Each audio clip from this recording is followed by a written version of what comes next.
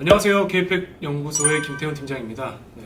오늘은 최근 들어서 이 소액대로 찾으시는 분들에 대한 문의가 좀 많은 것 같습니다. 때문에 현금 한 10억에서 20억 정도 사이로 할 수 있는 투자 중에 가장 괜찮았던 그런 투자 사례, 개인적으로 생각하기에 그런 투자에 대해서 좀 말씀드리려고 합니다. 최근에 현금 20억, 30억 이 정도로 오시는 분들 중에 강남을 하고 싶어 하시는 분들이 많아요. 강남 물건이라고 하면은 2, 30억대로 하신다고 하면 밸류업이 어느 정도 가능해야 되는 물건이고 그런 물건들이 많은데 막상 이제 실제로 물건 사이트에 좀 가보시면 실망하시는 분들 대부분입니다. 와, 내가 그래도 좀 열심히 살았고 현금 2, 30억 정도 모아서 좀 투자를 하려고 하는데 이 정도 물건 혹은 이 정도 입지의 물건을 좀 사야 되나 라는 생각을 좀 많이 하시는 것 같아요. 때문에 조금 더 외곽 쪽으로 찾으시다가 그냥 강남이 아니면은 좀 의미가 없겠다 하시는 분들도 있는 반면에 외곽이어도 이 정도면 괜찮지 않을까 생각하셔가지고 투자하시는 분들도 좀 있거든요.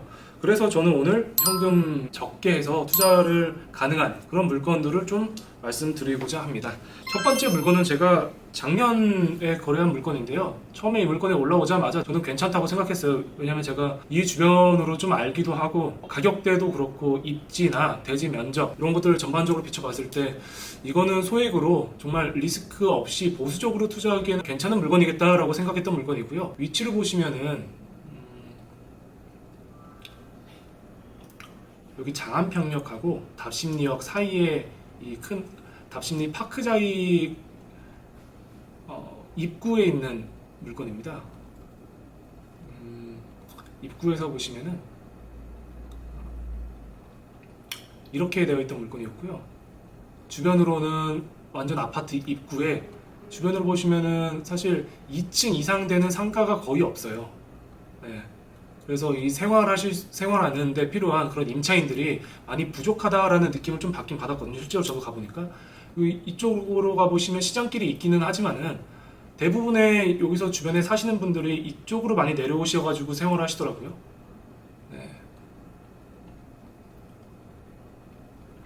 이쪽 뒤쪽으로 상주하고 있는 인원들이 이렇게 내려와서 역을 많이 이용하는 듯한 느낌을 많이 받았고요. 때문에 가시성도 잘 나올 것 같고 여기 개발을 하면은 가격도 괜찮으니까 개발하면 괜찮겠다 저는 싶어서 저랑 거래를 두 번째 해봤던 그런 분한테 그냥 이거 하나 매입하시는 게 어떠냐라고 말씀드렸더니 흔쾌히 매입을 우선 하셨고요. 그래서 매매 가격은 19억 2천 정도에 작년에 거래를 했던 물건입니다. 제가 좀 계산을 좀 도와드리자면은 19억 2천 평당 한 3천 정도에 매입을 하셨고요. 9천 정도 취등록세가 들어갔을 것 같고 그다음 멸실 비용이 약 3천 정도 들어갔습니다. 전체 명도 조건이었기 때문에 명도비에 대한 이슈는 없었습니다. 멸실 비용, 그다음에 취등록세에서 한 1억 2천 정도 들어갔고 15억 5천 정도를 대출 받으셨어요. 그래서 자기 자본이 한 4.9억, 한 5억 정도는 들어가신 것 같은데 신축 비용을 11억 정도 잡으셨고 대출은 신축 대출이라고 해서 한 7억 7천 정도는 나오더라고요. 그래서 자기 자본 한 3억 3천 정도 들어가신 것 같고 전체 이자 계산해 본다고 하면 한 1억 5천 정도 러프하게 그렇게 해서 자기 자본 비용이 약 한 10억 안쪽으로 들어가겠더라고요. 그래서 제가 이 물건을 추후에 얼마 정도 팔 수 있냐라고 좀 계산을 해봤더니 한 45억 정도도 가뿐히 팔릴 것 같더라고요. 그래서 조금 욕심내서 한 48억 정도 지금 이 정도는 생각하고 있는데 주변 임차 시세나 이런 걸 좀 확인해 보니 막 낮지도 않더라고요. 이쪽 동네가.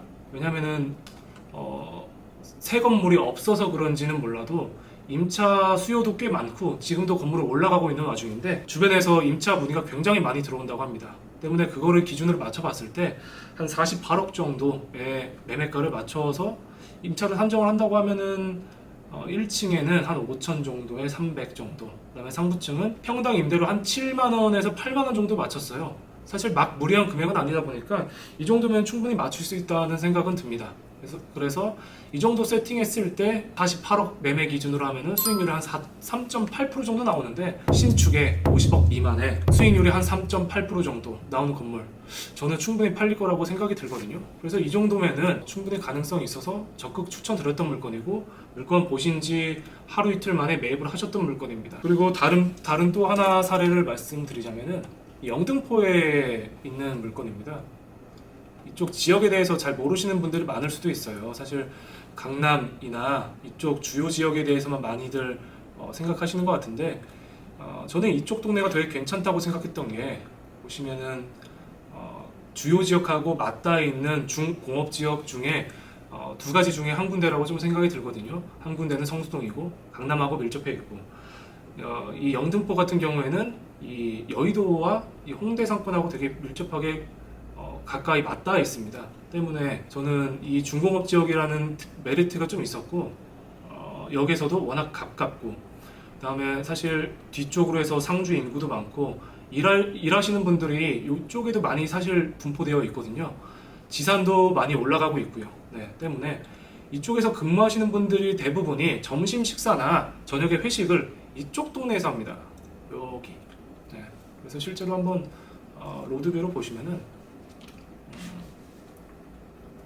고깃집이나 이런 먹고 술 먹는 회식 그리고 점심 식사가 가능한 그런 임차 업종들이 빼곡하게 잘 이렇게 모여 있거든요.